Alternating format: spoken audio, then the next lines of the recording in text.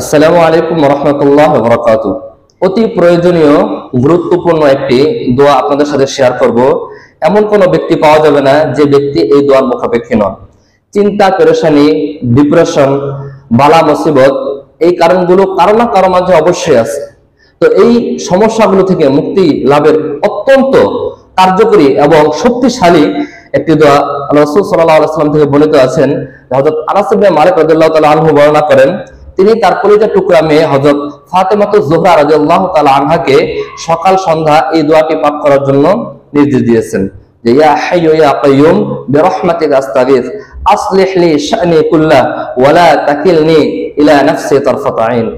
হে চিরঞ্জীব অবিনশ্বর, আপনার রহমতের উসিলায় সাহায্য প্রার্থনা করছি এবং আপনি আমার সমস্ত বিষয়কে সংশোধন করে দিন। ওয়ালা তাকিলনি ইলা নাফসি তারফাত আইন, এবং একটা মুহূর্তের জন্য আমাকে আপনি একা ছাড়েন না, আমার পরিপূর্ণ জিম্মাদার আপনি হয়ে যান। সুবহানাল্লাহ, কত জামে মানে এবং পরিপূর্ণ অর্থবহ একটি দোয়া।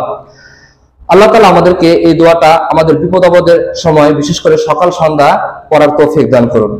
কুয়েতের একজন অনেক বড় আলেম শায়েখ খালিদ আল হুসাইনান একটি কারগুজারি পেশ করেছেন এই দোয়ার উপর। এক মহিলা তার স্বামীকে নিজের প্রতি আকৃষ্ট করার জন্য দুনিয়ার যত আসবাব আছে তিনি গ্রহণ করতেন। মেকআপ করতেন, সাজগোজ করতেন, ভালো কাপড় চোপড় পরতেন, সুগন্ধি ব্যবহার করতেন, কিন্তু তার স্বামী কোনোভাবেই তার প্রতি আকৃষ্ট হচ্ছিলেন না।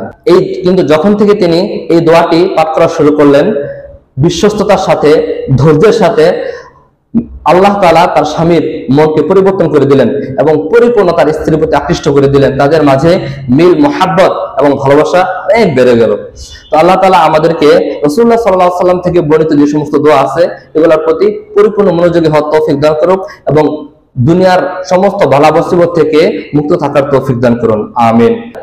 কোরআন সুন্নাহর বিশুদ্ধ ইলম শিক্ষা করার জন্য উসওয়াতুন হাসানাতে দৃষ্টি রাখুন এবং শেয়ার করে কোরআন সুন্নাহর আলোকে ছড়িয়ে দিন বিশ্বময়।